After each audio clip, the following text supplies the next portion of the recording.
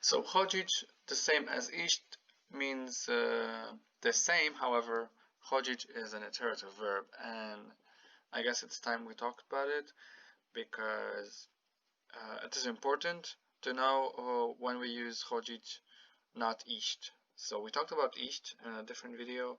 Now we're going to talk about this, and let's just take a look about the conjugation first.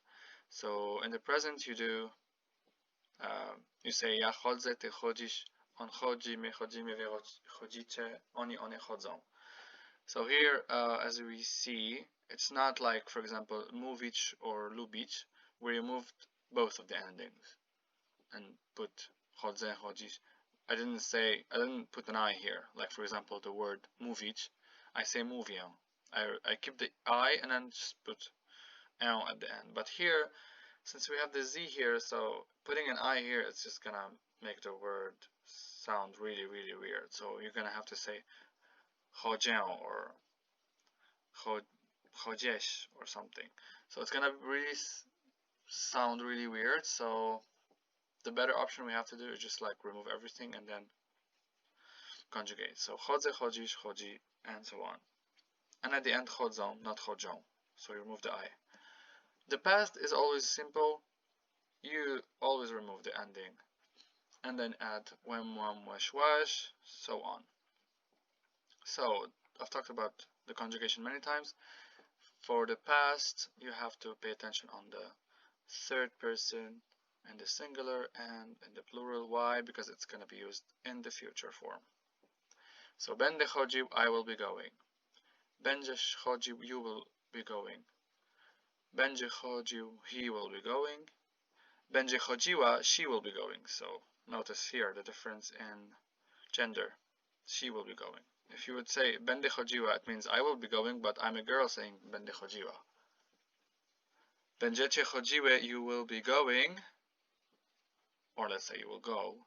It depends on the context.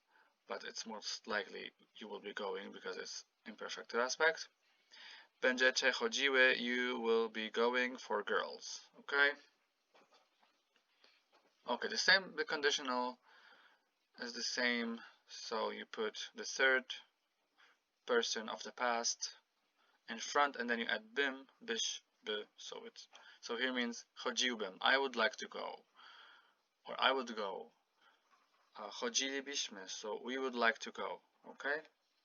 The same old story. I'm gonna link other videos and the conditional, so if anybody doesn't know what conditional means and how do we do stuff in conditional, I have 3 videos, so I'm gonna link them.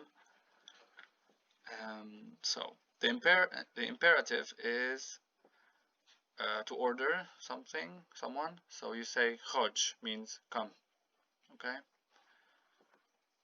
So we just remove everything and then we'll put chodź. Okay? The thick, sorry. Niech chodzi, let him come. Chodźmy, let's go. Chodźcie. Let's go, but you're talking to many people to come with you. And then niech chodzą, let them go, okay? But keep in mind this is the iterative, it's used differently. Iterative means something that's happening usually. So chodzę do pracy w poniedziałek. It means each Monday I go to work. Okay? When you say idę do pracy w poniedziałek, it means that the upcoming Monday I'm going to work. But it doesn't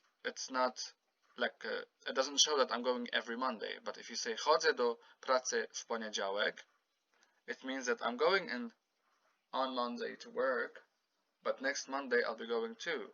And I have been going for a long time every Monday to work. So this is the difference between chodzić and iść. So please,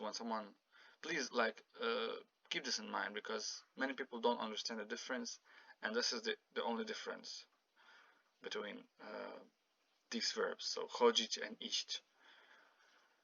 Okay, I hope you understood. So we still have the gerund. Chodzenia is the process of going, or it can be like it can be just saying that let's go for a walk.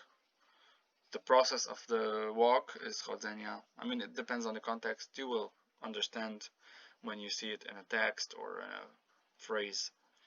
So for now, this is all, and I hope you understood something. Thank you very much.